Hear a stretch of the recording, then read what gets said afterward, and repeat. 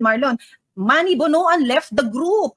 Saan kaya papuntang group chat naman to ngayon? Diba? Saan kaya siya well, he left Manila for Taiwan and Taiwan to US. Where sa US, we don't know. Okay. May invitation, alam ko invitation muna, no? Kay Manny Bonoan sa nalalapit na pagbubukas uli ng Blue Ribbon Committee hearing. So we'll see. Tingnan natin kung papadalan ba siya ng subpoena, kung papalabasan siya ng subpoena. And tingnan din natin, kapag hindi pa rin dumating ng isang Manny Bonoan, kung bumalik ng bansa at pumaten doon sa Blue Ribbon Committee hearing, despite na meron ng subpoena, kung kailan man to, mag-i-issue kaya ng arrest warrant sa kanya para dahil isa-cite in contempt siya sa hindi pagdalo sa Blue Ribbon Committee, o pareho lang rin ba siya ng Saldico na papayagan humarap sa pagdinig sa pamamagitan ng Zoom conference? Wishful thinking yung ganyan eh. Kasi for me, di ba, nakaalis ka na nga ng bansa. Unang-una, wala silang whole departure order. Bakit hanggang ngayon nasa ka pa rin, immigration bulletin lookout pa lang ang status mo kung ang laki-laki ng role mo dito sa mga anomalyang meron ang DPWH project, Marlon? Bakit immigration bulletin lookout ka lang? Iblo. Bakit ganyan? Hindi mo tuloy maiwasan talaga mag-isip, no? Lalo ang taong bayan, na kaya pinapatagal nila ang pagsasampa ng kaso dahil nililinis nila yung mga dapat nilang linisin, mailipat yung mga dapat mailipat, ari-arihan man yan, pera, salapi, at kung ano pang asset yan. At pang-tatlo, para mabigyan sila ng puwang na makapag-isip-isip at mabigyan ng daan na makatakas. At ayan ang nangyayari na. 4 na pangunahing personalidad na po na sangkot, na sinasabing sangkot sa flood control scandal ang nakalabas ng bansa, and naniniwala ako na hanggat patumpik-tumpik at lelembot-lembot ang Marcos Jr., dadami pa yan, Tam. Yang 4 na yan, baka maging 4 na po pa yan. Na aalis ng bansa? O nasa? Kaya nga, may gobyerno pa ba talaga? Totoo ba talaga ang investigasyon? Alam ko, more than 100 days na simula yung talumpati nung mahiya naman kayo, SONA speech. And sa 108 ba, 104, pakikorek po ako. Ano na ba nangyari? 4 months. 4 months. 4 months. Tam, asa na yung pangako ng ICI na ilan-live stream nila? Isa sa publiko nila. Hanggang ngayon, wale. Etong gobyernong ito, puro na lang salita, puro na lang wento, pero ang totoo, wala nang kawenta-wenta.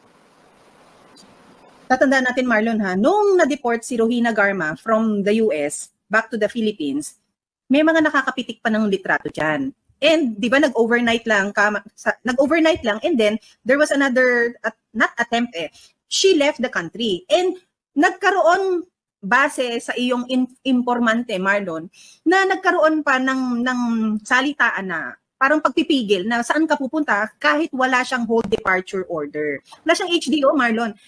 Why would Manny Bonoan smoothly leave this country na may nakapitik ba ng picture niya? Wala pa lumalabas. Although, may statement ang Bureau of Immigration na kinukumpirma nila na nakalabas nga ng bansa ang isang Manny Bonoan.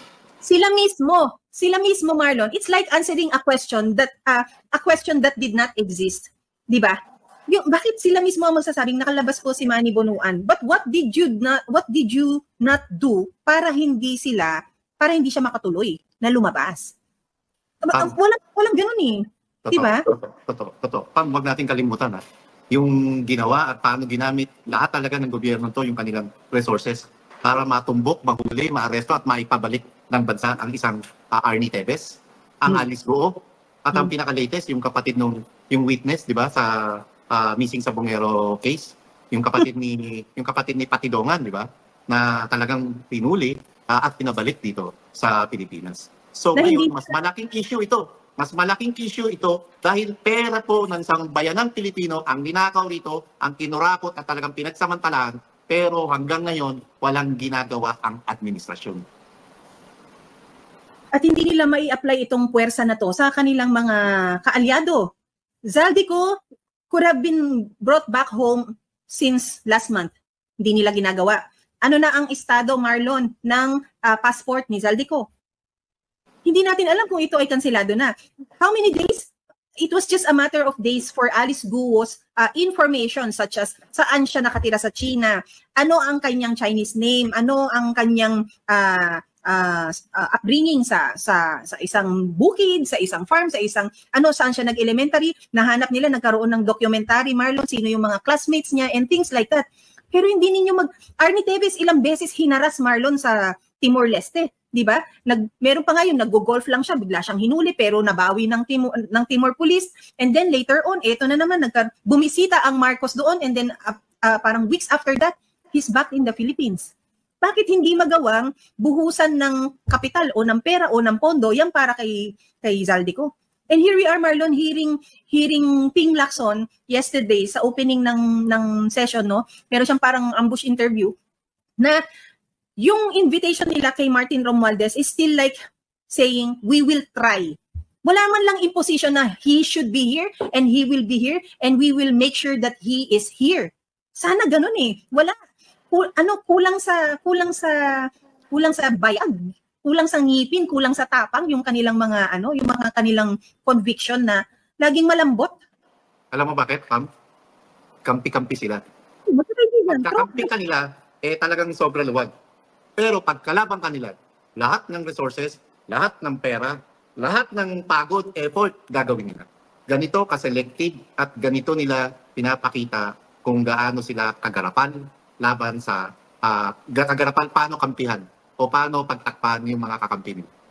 Sinasadya niya, imbis na, di ba usually Marlon, the suspects will have to buy time. By buying time, meaning to say, sila yung nakikinegotiate. Sige, pauwi ako dyan, sige ganito, bigyan nyo lang ako na maglalabas na medical certificate yan, na ganito, ongoing yung aking medication dito, blah, blah, blah.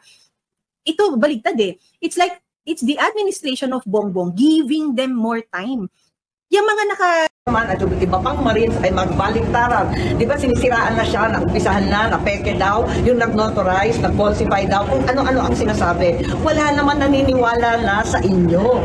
Linilin lang ninyo ang sambayan ng Pilipino. Pero ang Pilipino, hindi na po magpapaloko.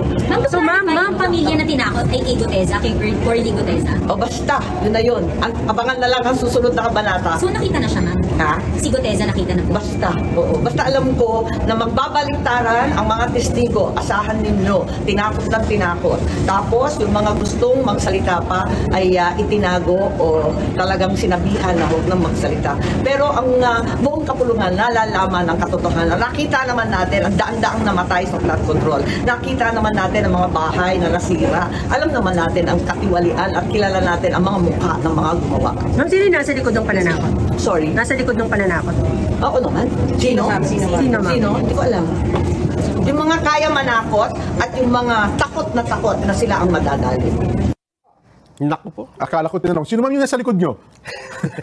Joel Villanueva. Si ano pala, Red na Red, birthday girl. Birthday pala ni Senador Birthday Amy. ni Senadora Amy Marcos. Oo. Happy birthday po, Sen. Amy.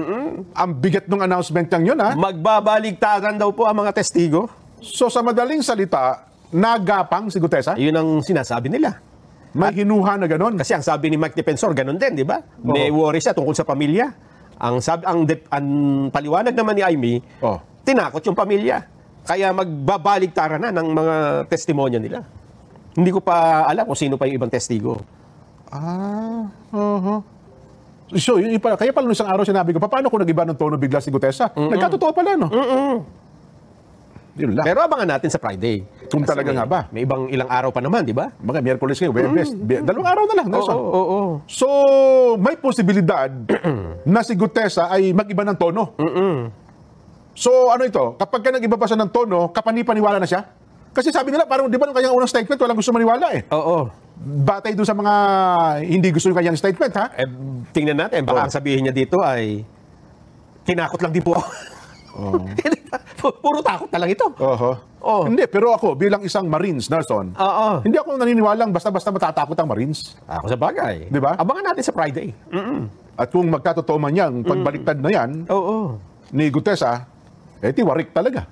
Pagka nagkataon, bumaliktad. Kasi tingnan mo, ha, Jen. Yung mga testigo na nasa Pilipinas, alam mo, totoong bumabalik, nagbabago yan, wala tayong makikita doon, di ba? At yung iba naman na siguro hindi siya makapagbaliktad, nag-aalisan naman ng bansa. Wala sa Pilipinas, di Hindi ba? makakabawi ng statement. At ito pa, may isa pang natatakot. Dito ako natatakot. Kasi pag ito natakot, ewan ko na lang kung sinong hindi pa matatakot. Ganun. So, May kung naman si Gutesa natakot para sa kanyang pamilya, Oo. meron pang isang natakot na ikaw naapektuhan ka sa pagkatakot Sabi niya? ko, bakit na parang lahat tayo takot na ngayon? Ba, hindi yung pangkaraniwan ngayon. Oo. Ako minsan takot na ako, pero ikaw hindi ka natatakot eh. Oo. Sino naman yan? Sino yan? Nako, Oh. hindi lang isa ito. Oh. 3, 5 yata sila, Jen. Oh. Ito po ay ang mga miyembro ng Independent Commission for Infrastructure o ICI. Okay. Oho. Siguro kaya hindi sila makausad-usad. Meron sila kinatatakutan. Ba't may nakita sila, may nagpaparamdam sa kanila, gano'n? May nagpaparamdam? Hindi ganyan takot. Ganun ba? Ito ay takot na baka daw sila makasuhan. Ayan o. Pero retired justice ka ng Supreme Court eh. Ewan ko nga, yun nga hindi ko maintindihan. Ba't sila matatakot makakasuhan? At saka ang gumawa sa kanila, mayroong executive order eh. Ayun ang gusto nila. Binigyan sila ng kapangyarihan eh. Ang hinihingi nila ngayon, bigyan sila ng immunity o protection sa anumang kasong kriminal at sibil na may kaugnayan habang sila ay nag-iimbestiga ng flood control at iba pang irregularidad. So parang kapangyarihan ng mga senador. Oo. Habang sila ay nasa sesyon, dapat mayroong immunity from suit. Ayun nga hindi ko maintindihan ba't kailangan pa nito. Ang panawagan ni ICI Executive Director Brian Osaka, Okay. ito po ay sa unang pagdinig ng House Bill 4453 na naglalayong bigyan sila ng karagdagang kapangyarihan yung ICI. Nako. Siguro kasama na dito yung subpoena power. Kasi parang kulang araw no? Akala ko natin nung binasa natin yung executive order para sa ICI at sa mga kapangyarihan, parang kompleto. Yun pala. Hindi pala yun. Yung subpoena power pala at saka yung immunity. Kailangan ng batas eh. Wala pala sila noon. Yes, at kailangan daw nila ng immunity. Oho. Ayan eto mga hinihingi nila. Pagkakaroon ng chairperson na isang retired justice mula sa Court of Appeals o Court of Tax Appeals dahil sa kanilang malawak na karanasan at kaalaman sa proseso ng hukuman. Okay. Tama naman, di ba? Pagsasama sa mga miyembro ng ICI ng isang lisensyadong civil engineer. Dito kulang sila. Wala sila civil engineer o kasi expert kapag nga naman. nag-imbestiga na, hindi nila maintindihan kung ano mga sinasabi. Hindi, di ba sinama nila dati si Mayor Benji Magalong? Isa ngayon, yung kapalit si Mayor Magalong. Ano pangalan nun? Asurin. Asurin? Oo. Pulis yun eh. Engineer ba yun? Alam ko meron civil engineering. Ito, licensed civil engineer. Yung license talaga. Isang license. Sa mga nangyayari sa bansa natin ngayon, wala tayong ibang kakapitan kundi ang Panginoon.